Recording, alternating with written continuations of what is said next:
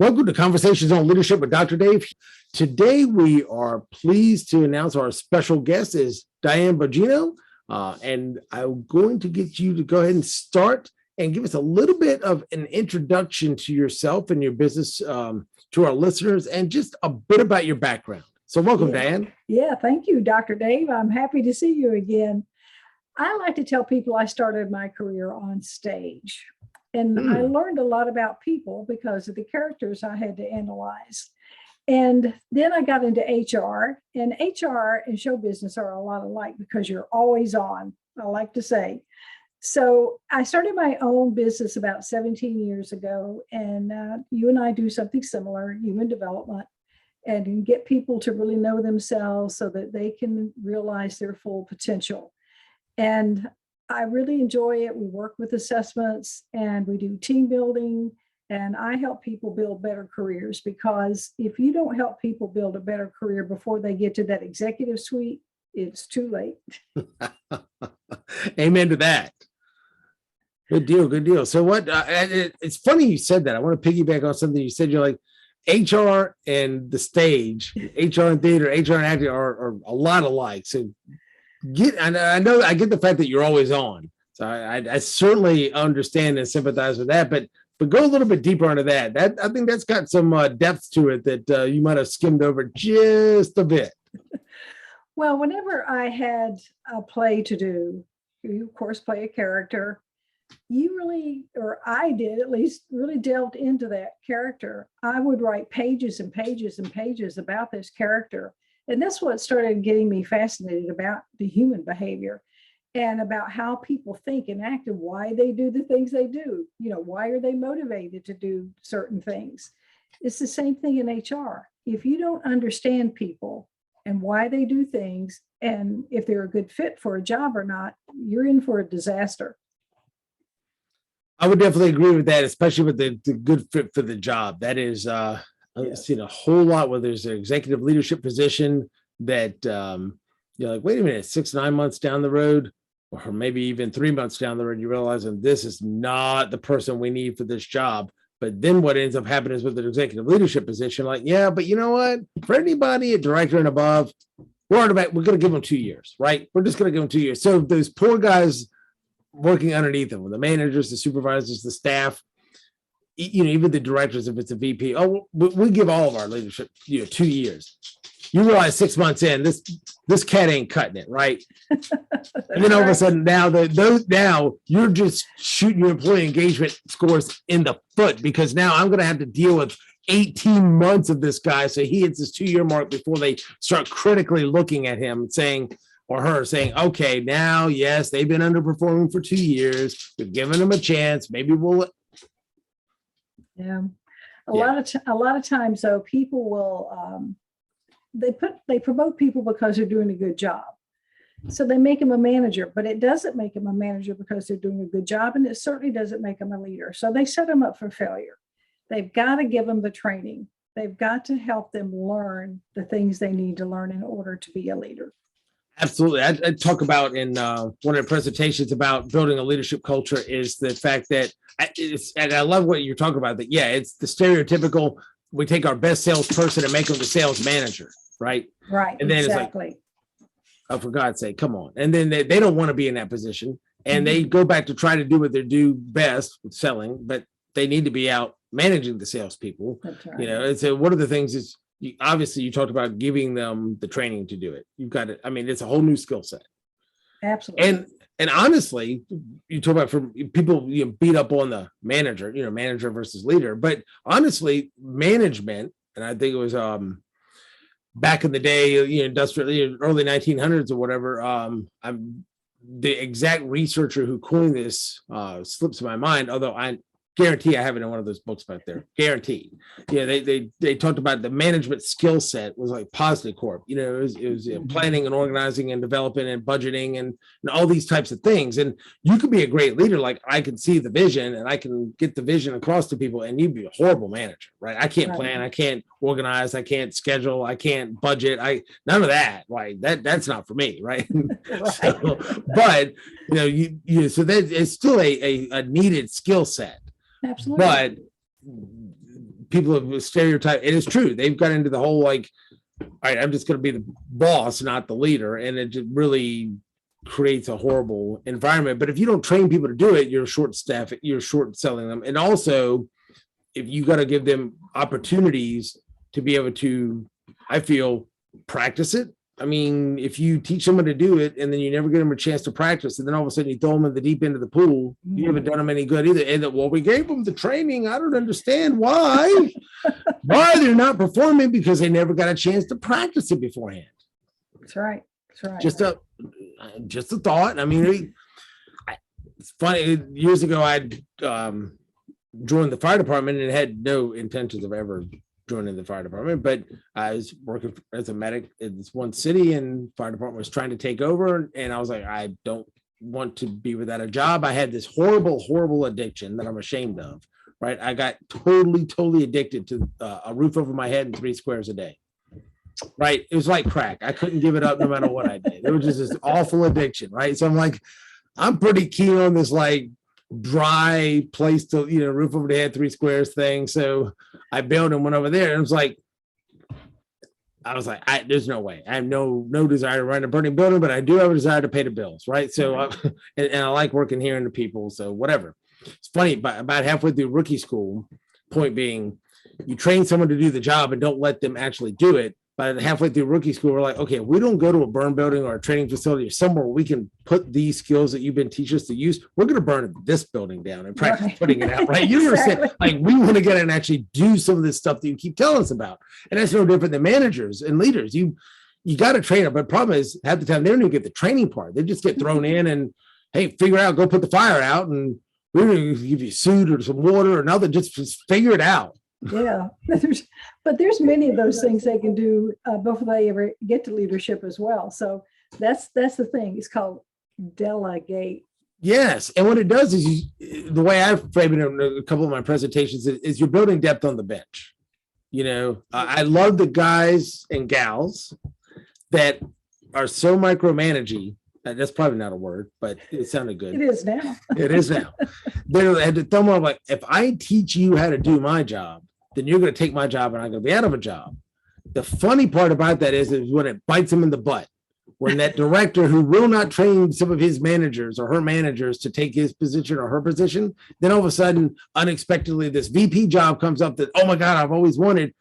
I'd love to promote you, but you don't have anybody that can take your spot, and you're critical in the organization. Right. So we're going to have to look at somebody else to take this VP spot. That's right. That's exactly right. Happens all the time.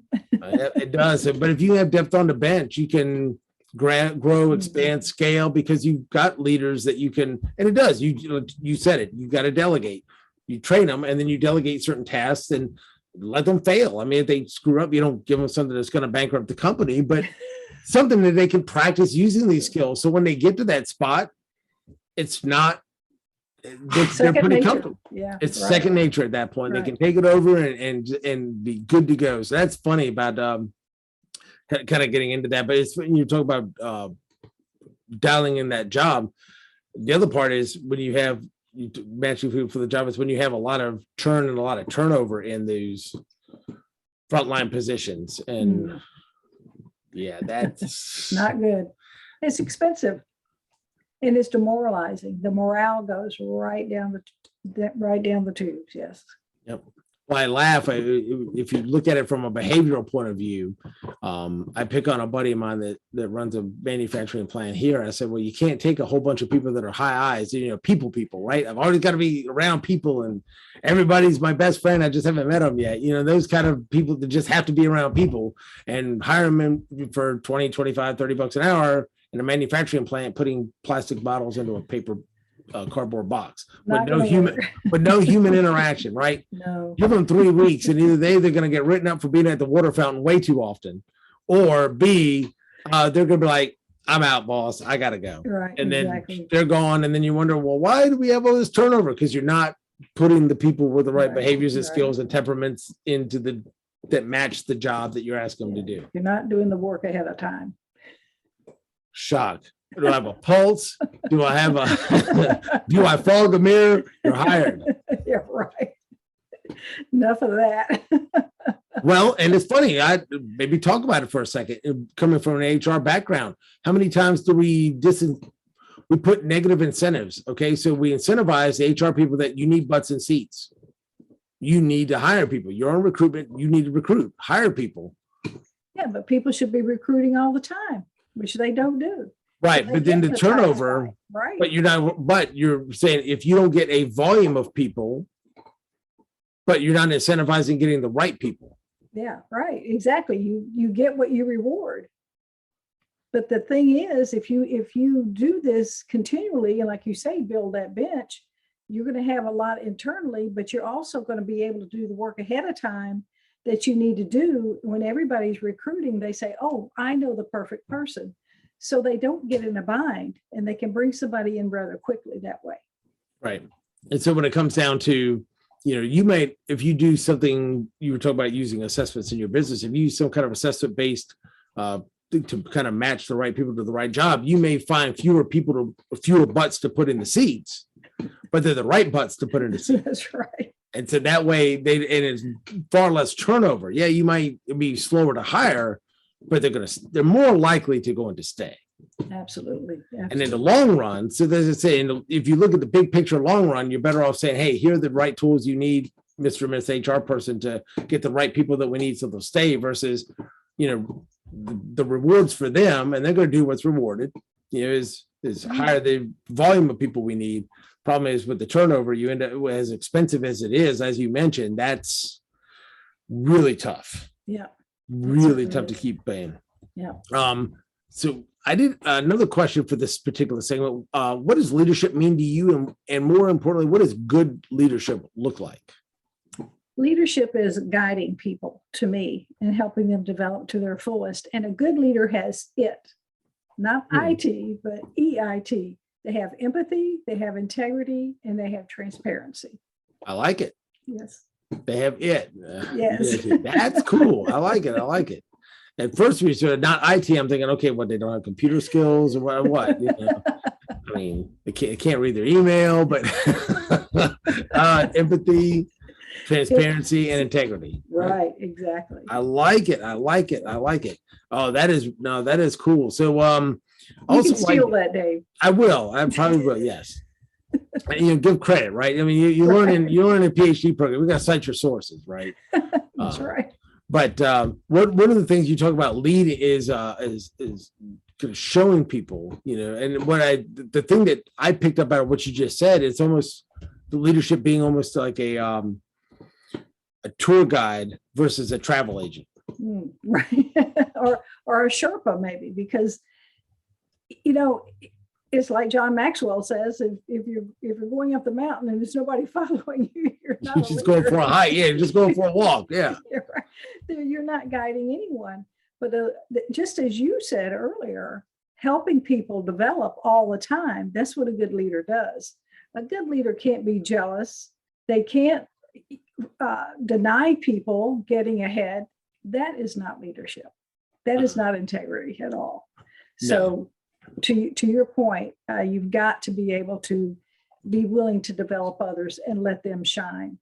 Give them the credit. Yes. Well, that's why I laugh about the whole kind of manager leader thing. I kind of look at it, if you're going to break it up into the manager bad, leader good, kind of dichotomy, and take the skill set part out of it. You could probably make a good case that the manager is more like the travel agent, right? You go to AAA when AAA was a thing, get your trip tick, and they'll say, hey, go here, go here, go here, hand you the stuff, have a nice trip, right? See you later, bye. Go forth and have fun. Versus right. the tour guide is kind of like, all right, come on, guys, let me take you with you. Like you said, the Sherpa, let me show you around town. Let me be there with you, and we're going together. Versus, like I said, here's your trip tick, and let me tell you the real story about this place and its history. Yes. No, I like that much more from a leadership perspective. That to me is more the leader than the hey, go do whatever. And by the way, make sure and slow down when you get to this place. It's a speed trap. With that, I think we're going to on the topic of speed traps. I think we're going to that is the end of this segment. So we will be back in just a few minutes with conversations on leadership with Dr. Dave with Diane Bogino. So see you in a bit.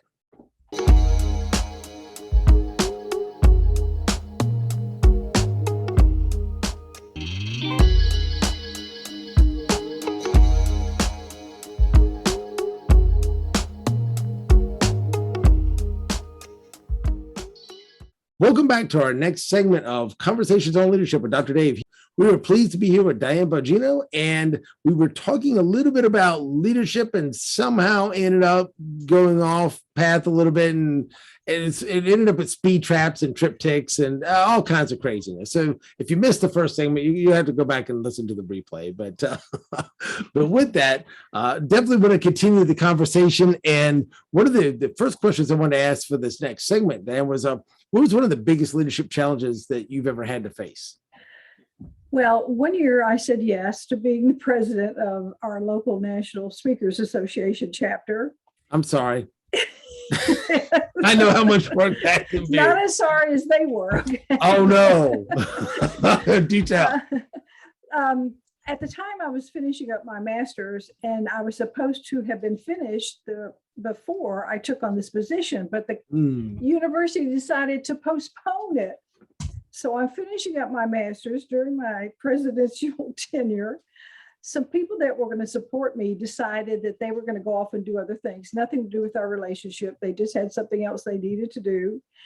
And of course, the chapter was in a state of flux. Thank goodness the president-elect stepped up and saved the day. So we got through the year, but it was a tough year. It was a tough year. I can understand. I was recently on the board for our local chapter. And like I said, sometimes, just like you said with the masters, life happens. And you realize if depending on your particular behavior style, drivers, stuff like that, sometimes a few of us can take on too much too fast. And when life happens, it's kind of like, okay, it's time to dial this back a little bit, you know. Right. And so same thing, a few things come up, and also, let's say the time commitment too. You know, sometimes you don't think it's going to be as much as a time commitment as it does. So that does face some challenges. So great that you had a president-elect that was able to kind of step up and. Yeah. I mean, everything changed that I had in place. I thought this is going to be a lot easier with what I had in place and what was going on, but change happens. Yes, it does. And well, it's funny because you end up and that's a great example for a lot of leaders that do that are ambitious, that do take on too much too quick and not really realize it or not trying to do that. But I've seen some that do really well. They're like, hey, ask for like a board spot.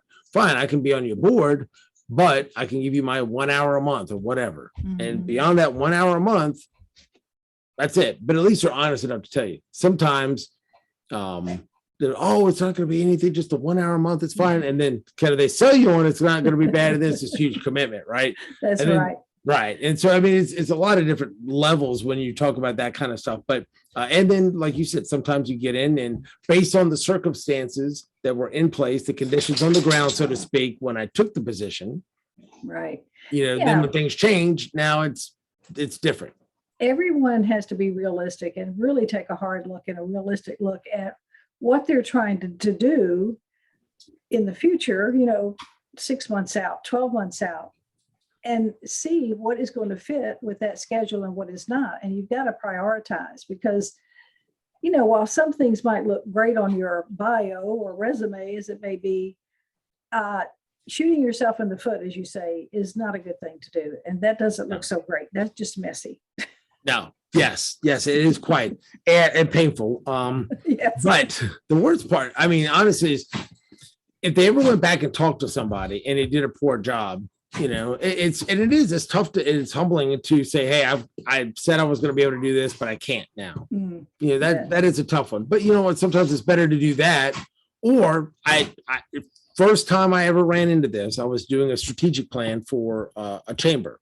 And I was interviewing all the board members, and one of the things the staff was really big on was really wanting to encourage the board members to get more involved in committees and taking on things and doing stuff, which was kind of part of the role. And I said, I got the one particular one, and she's like, no. I'm like, I hadn't seen it, just a blatant, that ain't happening. And I'm like, but when she explained to me just what we said, that her deal was, I told them when I started, she's like, I work on 100% commission. I eat what I kill. Okay. I can't spend an inordinate amount of time. You've got my 100% dedicated expertise, attention, skill set, everything for that 1 hour, 2 hours, whatever a month that we're at the meeting. And then there's occasionally some special occasion stuff that we go to and attend. Hey, that's fine. But I can't commit to doing all the other stuff. And I told them ahead of time. That was the big thing. It's like, and that was fine with them. And I'm like, I can at least respect that because I've seen way too many people overcommit and say, oh, well, yeah, I'll do this and I'm going to be involved and I'm going to. That's the transparency though, Dave. That is the transparency. And I like that a lot. And it, like I said, it was brutal transparency at first. I was like, that's kind of harsh. And then the more I thought about it, no, that's actually probably the best thing that you could have ever done is versus same board, same everything, a guy that's all involved and all in it and whatever. Then all of a sudden he's just gone, quit everything. And he just, because it had just gotten way over his head, way too much and just had to bail. And I'm like, I think if he'd have been that authentically transparent beforehand and said, I can only go up to here. Right. Yeah. He wouldn't have got totally burnt out and he wouldn't have had to leave. Yeah. I was on a board recently and they had, changed their direction and a lot of other things had changed. And I was just becoming like a bump on a log. And I realized that. I said, hey, it's better you give this seat to somebody else. Now, sometimes that takes courage, just like you said, you can't be dishonest with people and expect good results, regardless of the circumstances. So I just, I resigned from the board and we're still friends and all that good stuff. It was the changes that really didn't suit what I had gone in there for. So. Completely understand. And like I said, especially when you were talking about the whole thing with your master's, like I said, you were certainly not expecting, you thinking that's going to be over beforehand. I'll have plenty of time. And when it's not, you're like, oh no, I would have never signed up for this if I'd have thought by any stretch of the imagination. Right. Who would think a school would do that though? I mean, God only knows. Stranger things have happened, but schools can say, hey, don't show up for 2 years and because there's the Black Plague rolled into town. I mean, of course, they're out of business now too. So, whoops, interesting. Yeah, no, it's tough. Like I said, even the last couple of years with everything with the COVID. I mean, you talk about having to transition, change, challenges, et cetera, et cetera. That's definitely been a lot of hangover from that, and will continue to be. There are still people that don't want to come back to work, and managers are having to deal with that with individuals, and they have to learn how to deal with it, find out the real reason they don't want to come back to work, and help people get beyond that, or either have a policy or learn to work with it, or change their attitude. Sometimes people just have the idea you need to be in the office, but sometimes you don't need to be in the office. So all of those things have to be taken into consideration, and it just got slammed in our face so quickly. We weren't expecting it. So, but now you need to take the time, because you have the time now, and sit down and formulate some conversation around this issue. Now, I think that a lot of employers need to be a lot more strategic on how they do things. And like I said, it's two pretty good examples. I have one, a friend of mine that works out in the Northern Virginia area. So it's about an hour and a half, 2 hours away, maybe an hour and a half away. Of course, during the pandemic, everything was remote, right, for most of the staff. And it was a big bullpen type, cubicle type of thing. Well, things were getting done and life was good and whatever. Well, the manager, she could not stand the fact that they weren't in the building. So the first time that she had the opportunity, spent tens of thousands of dollars, and I'm probably being extraordinarily conservative with the amount of money, took all the cubicles out, brought in all these new cubicles that were individual cubicles so they could keep them 3 feet away. They were now COVID-safe cubicles. I don't know. Maybe they had reverse osmosis filtration on. I don't know. Charcoal filters up there. God only knows. All I know no breathing in the building. Right. No, yeah, you were prohibited to breathe in the building, right? But it was, however they ended up doing it, it ended up being tens and tens of thousands of dollars to bring in these new cubicles so they could justify bringing everybody back into the office. Wow. I'm like, man, you've got a bad case of micromanagement-itis if you've got to spend that kind of money just so you could see the people when you've been, and a lot of folks on the other end are like, I don't like you said, I don't want to go back. Mm. I have a friend of mine who's same thing out here in say the Winchester area, office in Fairfax, that are, hour and a half away or so. And she's in sales and her territory is out here. So it's like, why would I want to fight that DC, Northern Virginia traffic to go into an office when my sales territory is out here anyway? And I've been selling out here for the last 2 years. I'm like, and then you realize I get there, like, I don't like these people. Like, I don't want to be around them. And one thing that kind of leads into is a presentation I'd done, and we were actually doing like a workforce coalition type of meeting this morning with some chamber members in a different location.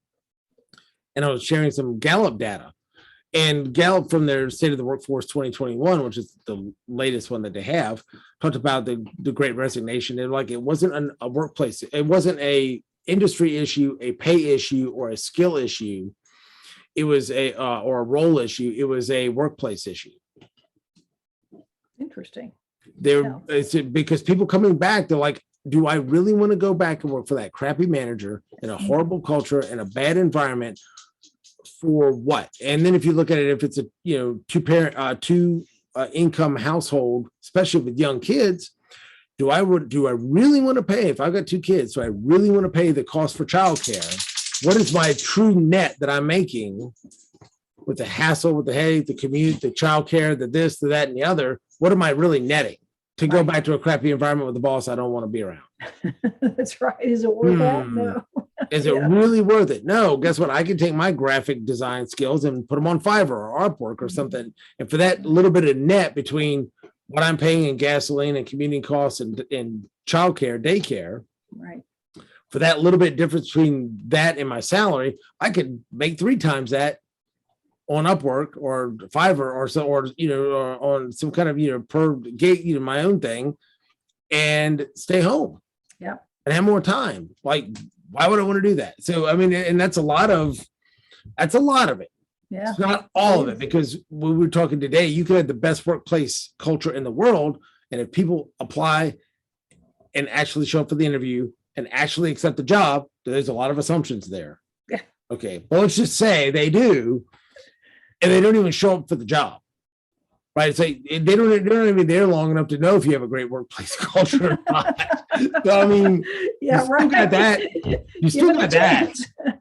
Right. But you're right. There's a lot of people that just like, I ain't doing it. Yeah. Right. So, and some of it can be generational too, because we had a gentleman from our small business development center come in and did a lot of research on this, and come to find out, it was like, he was giving some example of his kid and his girlfriend. He was like, that the Gen Z generation said they don't spend money like we do. He's like, give you an example. He said, my son and his girlfriend, if they go to travel, most of the time, if we go to travel, where are we going to stay? Begins with the H, ends in hotel, right? So we're probably going to stay in a hotel. We're going to spend money to stay in a hotel. They're half the time they're like, hey, we're just taking the Subaru, we're going across country, and half the time we're probably just going to lay the seats down, roll out the sleeping bags, and we'll just hang out there, and wow. So they just are not spending the money. So they're like, they don't need the money to spend the money, and for them it's more important to just enjoy life. Nice, I guess, I guess. It's easier to, although my $60,000 crappy comment of the day, ding, ding, ding, ding, ding, ding, okay, winner. My $60,000 crappy comment of the day is a lot easier to enjoy life when you can stay on your parents' health insurance until 26 and not be in college. Just throwing that out there. Right. Just saying. just saying, it does make it easier than, I get kicked off at 18 if I'm not a full-time student. I best go find a job. Yeah. That has insurance. When I left home, you didn't go back. That was it. You sank or swam, None of that. No. The few people I did know that ended up going back, it was more of those, they worked a lot of part-time. In the fire department, worked a whole lot of part-time, and then basically had kids, and then basically they ended up getting divorced, and wife, husband, whoever took them for everything. And basically when they're taking 100% of your full-time paycheck in alimony, child support, whatever, At that point, you're kind of like, I probably need to. Yeah, that's let me go back to mom and dad's at 30 something, not because I failed to thrive, because I need a place to kind of recoup and rebuild. Like, I just took a big smack in the face. Right. I don't want to be on the street. That's for sure. I don't want to be on the street. So I won't say the couch or the basement is better than the street, but some circumstances, let's just say, are different than others. But it was that extreme case, not I just really like it down here, and the video games are great, and the laundry service still works. So I'm I got close. I got close, but I made it. Yes. Well, I think haven't we all? Yes. At some point. Yes. So cool. Well, we will come back for our next segment, and we will finish up the interview. And so we will be back in just a few minutes here on Conversations on Leadership with Dr. Dave. Here on. See you in a bit.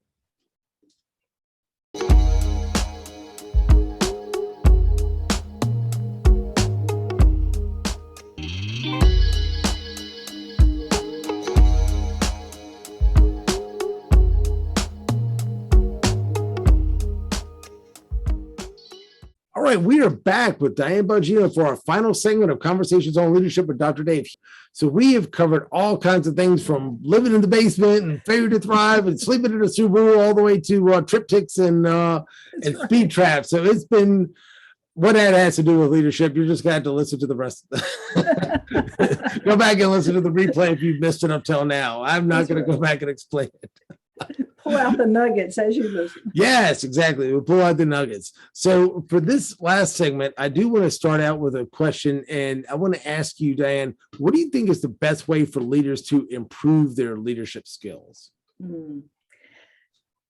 When somebody inherits a team, and I don't care if they've been on the team and they've suddenly become the leader, they need to talk to their team as a unit, but they also need to talk to every individual member of that team. They need to learn the history of the team.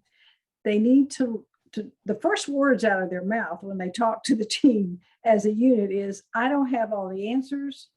I'm going to rely on you for some. I'm going to help you with the things that you might not understand, but together we'll have each other's backs. When they talk to the individual people, they need to understand that person's goals, their talents, their behavioral styles, their communication styles, because you cannot lead people if you don't understand people. And that is something that every leader needs to do. Somebody needs to write that down. You cannot lead people if you don't understand people, right? That is, yeah, absolutely. I laugh. I'm like, to tell them as a team, like, I don't have all the answers. And I'm like, you mean it's not like divine right of kings? You're not imparted by all wisdom from God just because you got a new title on the organizational chart? Doesn't work that way. Oh, I got a new title and a 5% raise, and now I know everything. Now I work 30 hours a week more than I did before, and most of that for free, and and now I know everything. Right. Yeah, not so much, huh? Yeah, right. Not so much is right. Yes. When you do these things, you can work better as a unit. And, helping team members build their careers helps you build a better team because they're more engaged. They get what they want. The organization gets a better employee. It's a win-win situation. Mm-hmm. If an organization does not have a career path, I think they're making a big mistake. It's funny you mentioned that, because some of the research I did for, like I said, the presentation I was telling you about, where I pulled the Gallup information for the Great Resignation, there was some other statistical data that came through that talked about internal mobility in organizations. Mm-hmm. We talked about retention. And I didn't realize it was this drastic. Right? You kind of anecdotally know, but until you see some data, you're like, interesting. Most organizations that they had studied that had low internal mobility, the average tenure was about 2.9 years. Okay. All right, whatever, respectable. I'll get about 3 years there, and then they go their separate way. But for organizations that had high internal mobility, and that doesn't mean like upward necessarily. That's I can lateral wherever and have some mobility in the organization. The average tenure was 5.4 years. Exactly. So we're talking about almost double, just because you can not necessarily have a career path up, but you have ways to move around the organization to try different things and are mobile. That's That's significant when it comes to turnover. Right. That career path, Dave, goes back to what you were talking about earlier about giving people the opportunity to learn things and try them out. That is part of that process. They get to job shadow, they network. All of those things make a big, big difference in a person's career path and the way they serve the organization. Well, and I think if you stay in an organization, some of it could be organizational led and driven, and some could be personal driven. Absolutely. But I'll give you a perfect example of something that typically happens in a, let's just say, not known for being the most progressive organizations in the world, right? So I've come, like I say, come from the fire service. They took about 200 years of tradition, totally unimpeded by progress, right? And so that's kind of the motto, right? Okay. And so he's just like, can't seem to figure this out. But what they do is say you come up, in the ranks, and you be, maybe from a firefighter, master firefighter, whatever, lieutenant, captain, and become a battalion chief. So now you're putting out the fire by driving around in a Suburban and shouting stuff on a radio, right? I mean, so it's a pretty unique skill putting out a fire with the radio, right? Instead of water, right? But work with me, but you're still on the 24-hour shifts, you're in the command vehicles and stuff like that. But at some point, if you want to break that barrier and maybe go to a deputy chief or a chief of a department, you've got the operational stuff down. But most of the time, they'll take those people and they'll say, okay, now we're going to rotate you. You're going to do 2 years in training. You're going to do 2 years in fire prevention. You're going to do 2 years in admin. And they start rotating them around to the different positions. And when they do, and a lot of times it's like, I don't want to, like, we don't care what you want, right? We're just telling you, you're going to rotate. Right. If you want to keep that paycheck coming in that retirement, adding years to the pension, you probably going to take the reassignment we're going to give you, right? Right. But what it does is it allows them, so they can touch all the different parts of the organization and get a good, solid understanding of it. So when they do go up to assistant chief or deputy chief or something like that, or eventually the chief somewhere, it's not just I'm good at the operational end of it, but I don't know much about any of the other parts of the organization. So taking that same kind of model, if you can, as either an organization, have people where they can do rotate around, and maybe that is part of the career path. Hey, you couple years over here, a couple years over here, a couple years over here, or as an ambitious, I want to move up in the organization. I'm really good at what I'm doing, maybe marketing or whatever. Maybe I need to get into operations a little bit. Maybe I need to get into research. Maybe I need to get into sales and hit some of these elements. So one, it's different and it's a challenge and you learn new skills, but it also makes you a little bit more well-rounded. So maybe that does enhance your ability to move up later down the line. Right. And understanding other people's jobs is a real plus, because then you can better do strategy that way. So that's really important. Yeah. So, I mean, that's, whether it's, and having the ability of an organization for people to say, yes, you can move from this department to that department is kind of the high internal mobility that they were talking about, and people will stay longer. And we talk about how turnover is extraordinarily expensive. The bad part about it is you're never going to have a CFO. You're never going to have one of your finance or your CPAs have that on a line item on your P&L statement or your balance sheet. Cost of turnover, cost of disengagement. It's not on there. It's a cost. When people leave and walk out the door, it's expensive. But that cost is not part of GAAP accounting measures, right? And it's not something you're going to get as a leader on a P&L. Like, oh my God, look at how much our line item for turnover is this year. Good Lord, we need to do something. But it's got to be in there. It's got to be in there because it just eats your bottom line alive. Oh, it's not part of the GAAP accounting procedures. It's not something that you're going to get in a standard financial report, but it's a real hard cost. And so sometimes people hear training and development, organizational development, HR, whatever. A lot of people think very driven, very task oriented. People thinking warm and fuzzy. Like, we're not paying for warm and fuzzy. What they don't realize is there's a hard cost that comes with warm and fuzzy, right? That's right. Exactly. When you talk about employee engagement, there's way too much hard data, scientific data correlating the employee engagement to productivity. Right. The other thing is that employees need to understand that they really do need to develop themselves, because a job is only worth so much to an organization. You're not going to pay an admin $125,000 a year simply because she's been there 25 years. I'm sorry. No.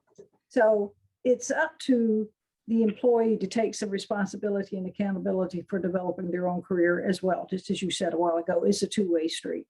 Absolutely, because gone are most of the days, and if they are still around, it's probably in more of those military, civil service type public safety, where it's very few jobs that, okay, well, you get a step raise every year, and then we may or may not do a cost of living adjustment, but I can look 20 years out, and here's my path going forward, right? I'm in civil service, and I'm started as a GS8, and I'm going to be, I do this and this in a couple of years, I'll be all these steps.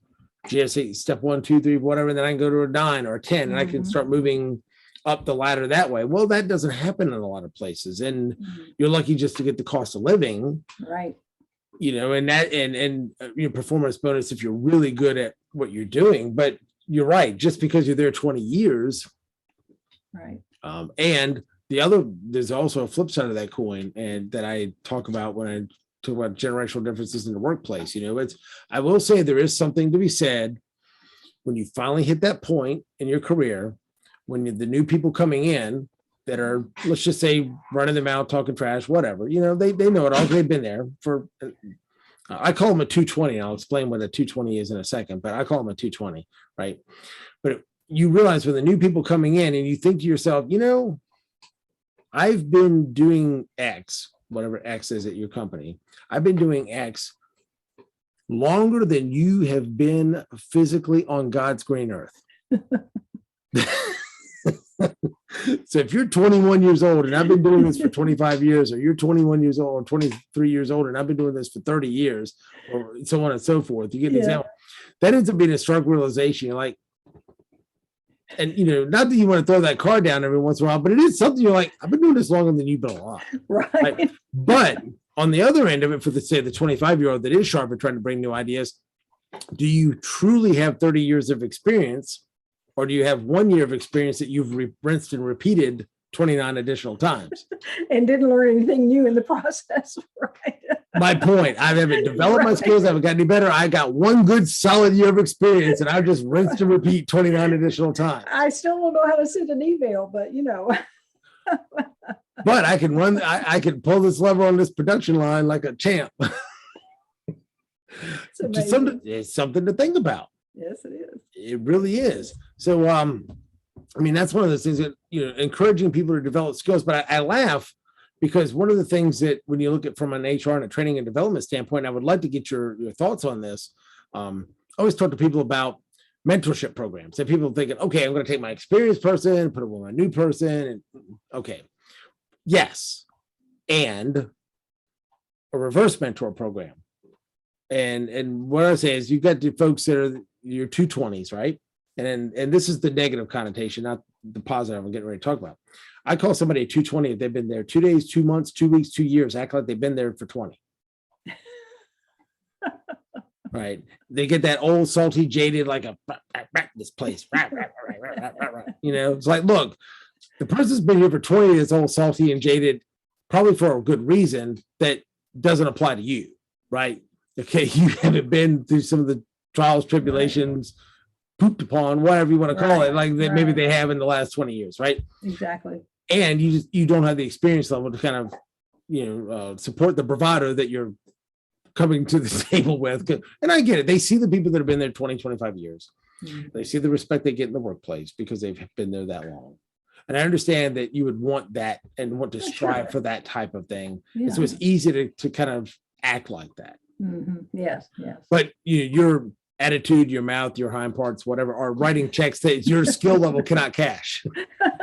That's right. And your experience level cannot cash, right? Yes, exactly. So, but you can take some of that ambition, and what I call a reverse mentor program. You take people that are great with technology. Mm-hmm. Right? These kids coming out, the young people coming in, they're really, really, really good with technology.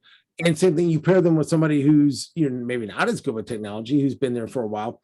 They share their experience about, hey, here's where the bodies are buried, right? Here's where the skeletons are in the closet, right?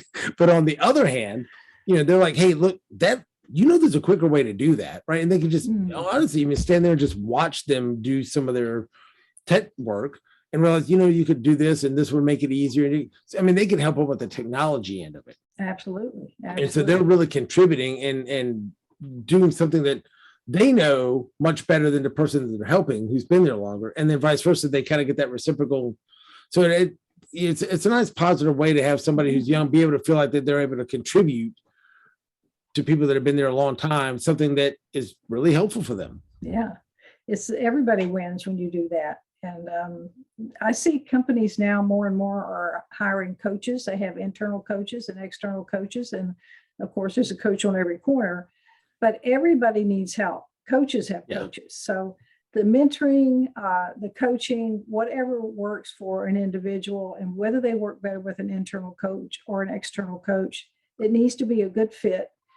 So I encourage companies to continue working on that and building that into their organization and have a culture of coaching. Absolutely. And that's one of those things that sometimes the external works better than the internal because, oh, I know the internal one. Do I really want to air my dirty laundry to somebody who's quote unquote in HR, who go down that road, right? But it can be versus I'm talking to somebody from the outside that I don't know them necessarily, but I mean, you build the relationship as you go through that process, but it's not somebody who's, you have that particular concern about, or, it's just something different talking to somebody from the outside. And sometimes it's better talking to somebody from the inside because they know the dynamics of the organization. Sure. When you make an innuendo or an insinuation or something like that, they get the comment that you don't have to fill them in on the details. Yeah, but maybe the perfect fit is an internal mentor and an external coach. How's that? Not a bad way to go because they are different things. Yes, absolutely. And I really do think, depending on how you look at it, just a good analogy, right? If you can just take it from it doesn't have to be religious, but I'm going to use a religious analogy. Everyone are like, okay, everybody should, find a Paul and look for a Peter. It's like, or I mean, look for a Timothy, right? I look for someone who's going to mentor me, right? You always look for a mentor, no matter how long you've been doing it. Somebody's always been doing it longer, always got a better skill set. So can I find somebody who can mentor me, and also who can I pass the information down to? You mentioned Maxwell before. It's kind of like he talks about being a river, not a reservoir. Right. I've got you coming in because I'm being mentored by people that have a lot more skills and experience than I do. And I'm also passing that on to somebody else. And so it keeps the flow of information fresh versus I got what I got. And I just kind of hoard it all myself. And I might be taking in, but if I'm not giving to anybody, I'm overflowing, but I'm not being able to do anything with it. If I'm constantly giving and I'm not getting, then your well's going to run dry pretty quick. Yeah, that's right. Or you're not giving, and you're just a stagnant algae-filled pool of whatever. That's right. And none of it's good. None of that is good. No. None of that is good. So in the last minute or so, tell our listeners how they can get connected with you. They can call me at 404-320-7834. They can go to my website at performstrat.com, or they can email me at diane@dianebogino.com. That sounds great. Well, I tell you what, I'm tickled to have you on the program, and we will be back next time with Conversations on Leadership with Dr. Dave here on. And I would absolutely encourage everybody to reach out to Diane, check out some of her services. And one more time, Diane, before we go, what was the website so they can go and see, all the goodness of, the Bogino empire? They can go to performstrat.com. It's short for Performance Strategies. And, Dave, I also have a YouTube channel called Build a Better Career. So if people want to go on there and get career tips, they can do that. Also, organizations can call me for a webinar on demand on strategic thinking. Very nice. It's always a good thing to kind of try before you buy. A little introduction introduction to the performance strategy. So thanks again, Diane, and we will talk soon. Take care. We'll see you next time on Conversations on Leadership with Dr. Dave.